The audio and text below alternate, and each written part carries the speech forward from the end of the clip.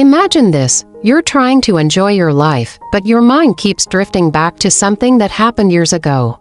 Maybe it's a failed relationship, a missed opportunity, or something you wish you could undo. It's like the past has a grip on you, and no matter how hard you try, you can't seem to let go. Does this sound familiar? If so, you're not alone. Today, we're going to talk about a problem that so many of us face: the inability to let go of the past. But here's the twist. I'm not just going to talk about why it's so difficult. I'm going to give you actionable strategies to move on, find peace, and start living fully in the present.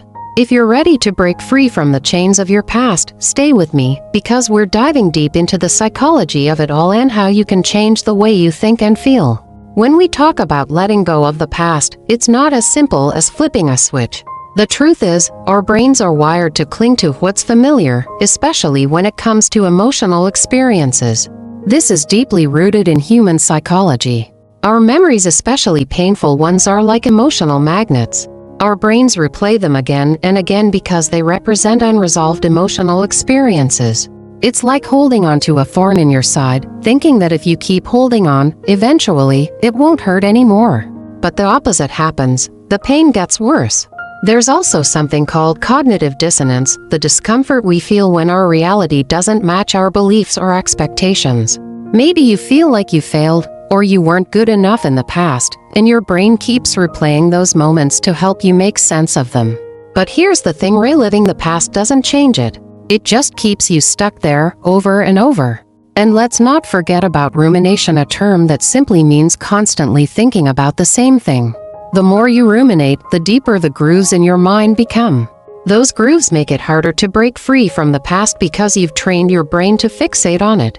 One reason why people struggle to move on is that they never had closure. Think about it. How often do we get the perfect, neat ending to a painful chapter of our lives? Rarely. Closure is like an emotional seal on a package. Without it, we're left wondering what could have been or why things ended the way they did. But closure is not something external, it's something you give yourself. It's about reframing the narrative you've attached to the past and telling yourself a new story that allows healing. There's something profoundly human about holding on to the past. We do it instinctively, don't we? It's like we want to cling to it, to make sense of it, even if it's painful. And I get it. Maybe the past represents something that defined who you were, and if you let go of it, you're afraid you might lose yourself in the process. It's like you're afraid of losing the identity that was shaped by those moments, by that hurt, by that regret. But what if I told you that you don't have to carry all of it around anymore? That letting go doesn't mean erasing the past, but instead, it's about choosing to move forward with a new kind of freedom. It's important to understand that the reason we hold on to the past isn't because we want to suffer, it's because, in a weird way, our brains are addicted to the narrative we've created. We become attached to the emotions tied to it, the anger, the sorrow, the guilt, because somehow, it feels safer than stepping into the unknown. You see, the brain thrives on familiarity, even if that familiarity is painful. It's almost like a part of you feels safer in the chaos of unresolved emotions, because it's something you know. And yet, deep down, we all yearn for peace. We long for closure, for the ability to live without constantly dragging the weight of yesterday around with us. You might be thinking, well, if I let go of the past, won't I lose the lessons it taught me? And that's a valid concern. The truth is, letting go doesn't mean forgetting. It's not about denying what happened, but instead, it's about finding the wisdom and growth in those moments without being defined by them. The best part? You get to decide how the past shapes you. You get to decide whether you're going to let it define your identity, your present, and your future, or if you'll allow it to simply be one chapter in a much larger story. Here's the secret. The key to breaking free from the past doesn't lie in forgetting it, but in changing your relationship with it. When you start to see the past not as something that limits you, but as a series of events that have brought you here, you'll start to feel a shift inside. You'll realize that every choice, every mistake, every heartache has been a teacher in disguise. It has shaped your character, your resilience, and your wisdom. But here's the tricky part: we often let the emotions of the past cloud our ability to see how far we've come. When you're constantly looking back, it's hard to see how much you've grown, how much you've changed. Maybe you think you're still that same person who made those mistakes or who was hurt, but the truth is, you're not.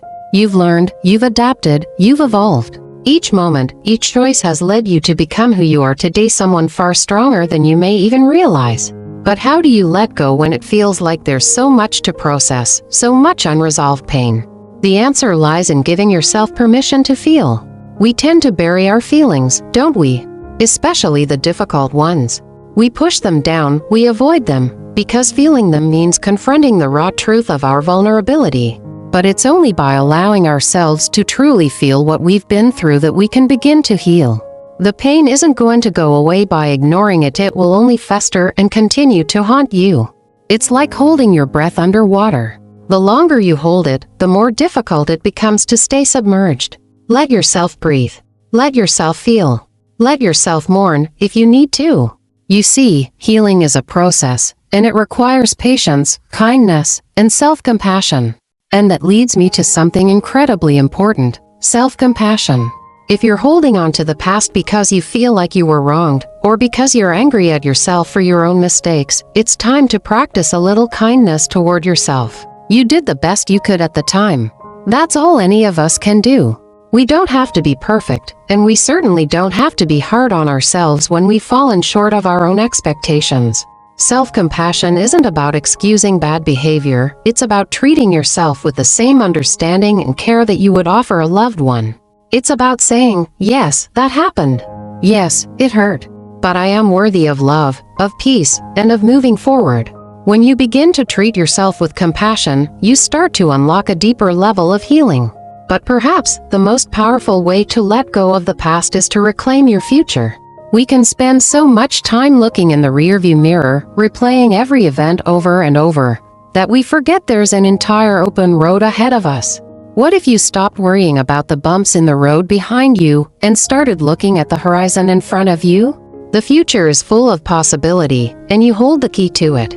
What you choose to focus on, what you choose to believe about yourself, shapes the person you're becoming. Letting go of the past isn't easy, but it's worth it. It's about choosing to break the cycle, choosing to trust yourself, and choosing to embrace the present. Because here's the reality: the past has already happened. The pain, the regret, the sorrow, it's all history. And while we can't undo what's been done, we can make a decision right now to stop letting it dictate our lives. So, how do you begin to let go? Start by rewriting the narrative in your mind. Whenever you catch yourself replaying the past, consciously decide to shift your thoughts. Ask yourself, what is the lesson here? How have I grown from this experience? Start seeing yourself as a person in process, not a person defined by what's happened. And when you do this, you'll find that the grip of the past loosens, bit by bit, and you start to breathe easier. Remember, it's okay to have bad days. It's okay to feel like the weight of the past is still there sometimes. But each day, remind yourself that you are not your past. You are you, here and now, with the power to shape your future. You've already taken the first step by being here, watching this, considering the possibility of letting go. Now, give yourself permission to move forward. You deserve the freedom that comes with releasing the past. And before we finish, I want to know, what's something from your past that you feel ready to let go of? Leave a comment below and let's have a conversation. Together, we can create a community of support, growth, and healing. Thank you so much for watching. If you found this video helpful, don't forget to like, share, and subscribe for more. If you have any thoughts or questions, leave them in the comments. And remember, letting go is a choice, not a burden. You have the power to move on and create a beautiful future for yourself. Until next time, be kind to yourself. You are worthy of peace, healing, and the life you want to create.